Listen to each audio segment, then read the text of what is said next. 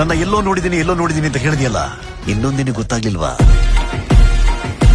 ಪ್ರಧಾರನ ಸೂತ್ರ ಹರಿದು ಅಹಂಕಾರದಿ ಎದೆ ಬಿರಿದು ಮೆರವ ಅಸೂರರ ಹುಟ್ಟಡಗಿಸುವ ದೊರೆಯ ನೊಂದು ಬೆಂದವರ ಭರವಸೆಯ ಹೊತ್ತು ಬಂದಳು ಒಬ್ಬಳು ಮಹಾತಾಯಿ.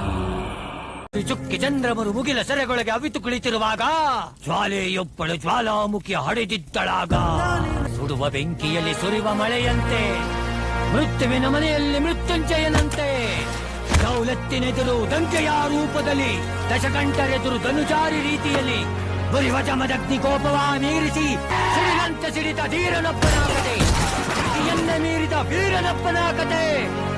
ಏನದವನು ಸಾವನ್ನು ಕಂಡ ಕಾಲ ಕಸದಂತೆ, ಸಾವನ್ನ ಎದುರಿಸೋ ಸುಲ್ತಾನನಂತೆ,